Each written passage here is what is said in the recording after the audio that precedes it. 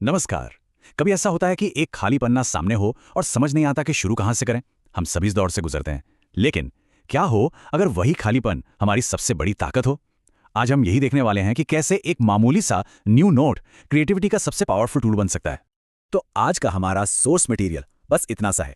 New note मतलब सिर्फ दो शब्द, लेकिन सोचिए ये अपने आप में एक पूरी दुनिया की संभावनाएं खोल देते हैं। ये जो खालीपन है ना, हाँ थोड़ा डरावना लग सकता है, पर असल में हर चीज की शुरुआत यहीं से होती है। तो आखिर ये है क्या? एक डरावना खालीपन जहां कुछ भी नहीं है, या फिर एक नई दुनिया बनाने का मौका? इसी को कहते हैं ब्लैंक पेज पैराडॉक्स, जहां डर और मौका दोनों एक साथ होते हैं। ठीक है, तो चलिए इसे जरा और करीब से समझते हैं। तो सबसे पहला कदम क्या है? वो है शुरुआत करना, उस इनर्शिया को तोड़ना और जो भी मन में आ रहा है उससे बस कागज पर उतार देना।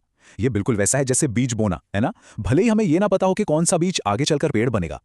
हर चीज की शुरुआत एक बहुत ही धीमी सी आवाज से होती है। एक धुंधला सा आइडिया, इतना नाजुक कि उसे पकड़ना भी मुश्किल लगे। हो सकता है वो बस एक शब्द हो या एक पल का एहसास, बस एक कॉन्सेप्ट की हल्की सी झलक। अभी ये पूरी तरह से बना नहीं है, पर हाँ, ये एक चिंगारी है, एक शुरुआत। और फिर अचानक से दिमाग एक और छलांग लगाता है, किसी ऐसे आइडिया से जाकर जुड़ जाता है जिसका शायद पहले वाले से कोई लेना देना ही ना हो। और देखिए, ये समझना बहुत जरूरी है कि ये कोई स्ट्रेट लाइन नहीं है। ये प्रोसेस थोड़ा मैसी है, थोड़ा केओटिक। इसमें हम एक आइडिया से दूसरे पर कूदते हैं, बस कनेक्शंस ढूंढते हुए, ये देखने के लिए कि शायद कहीं कोई जादू हो जाए। ये वो स्टेज है जहां सबसे अच्छा दोस्त होता है सवाल, व्हाट इफ, मतलब क्या हो अगर। क्या हो अगर इसे एक सफर की तरह देखा जाए? क्या हो अगर हम अपने ऑडियंस को हीरो बना दें? क्या हो अगर इसे पूरी तरह से उल्टा कर दें? इस पॉइंट पर कोई भी आइडिया बुरा नहीं होता, सब कुछ बस एक खेल की तरह है। अब जरा इस मैस को देखिए। यह है एक brain dump, pure and simple. यहां गोल परफेक्शन नहीं है, यहां गोल है क्वांटिटी। बिना फिल्टर, बिना किसी जजमेंट के हर एक आइडिया को बस बाहर निकाल देना है। जब ऐसा किया जाता है तो बहुत ही लिबरेटिंग महसूस होता है, बहुत आजाद। ये वो कच्ची मिट्टी है जिसे हम बाद में तराश कर कुछ खूबसूरत बनाएंगे। तो ठीक है, अब हमारे पास सारा रॉ मटेरियल आ गया है। अब अगला और बहुत जरूरी कदम है इस केओस को ऑर्गेनाइज करना। ये ठीक वैसा है जैसे जड़ों से शाखाएं निकलती हैं, एक प्रॉपर स्ट्रक्चर बनाना। और ये स्लाइड मुझे लगता है सब कुछ बता देती है ना? देखिए, बाईं तरफ है हमारा ब्रेन डंप, आइडियाज का एक उलझावा जाल। और अब दाईं तरफ देखिए, वही आइडियाज हैं, लेकिन अब वो जुड़े हुए हैं, कनेक्टेड हैं। अब इनमें एक फ्लो है, एक लॉजिक है और एक कहानी उभरने लगी है। यही है स्ट्रक्चर की ताकत। चलिए, अब आते हैं आखिरी स्टेज पर, डिस्टिलेशन, यानी सार निकालना। यहां मकसद है उस एक मेन पॉइंट को ढूंढना जो हमारे नोट का असली निचोड़ है। यह बिल्कुल वैसा है जैसे उस पेड़ का फल ढूंढना जिसे हमने इतनी मेहनत से उगाया है।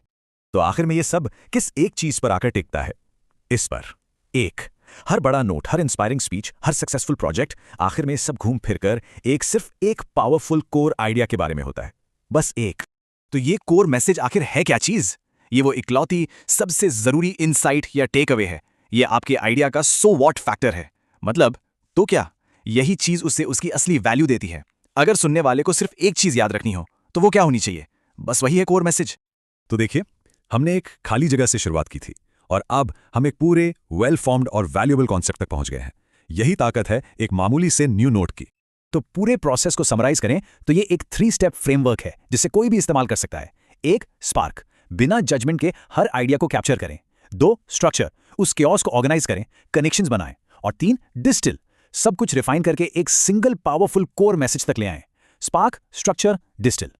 एक बात हमेशा याद रखनी चाहिए, अगला महान उपन्यास, अगला वर्ल्ड चेंजिंग बिजनेस, अगला लाइफ चेंजिंग आइडिया, इन सब की शुरुआत एक खाली पन्ने से ही होती है। यह बस एक न्यू नोट की दूरी पर है। तो सवाल यह है कि उस खाली पन्ने पर लिखा क्या जाएगा?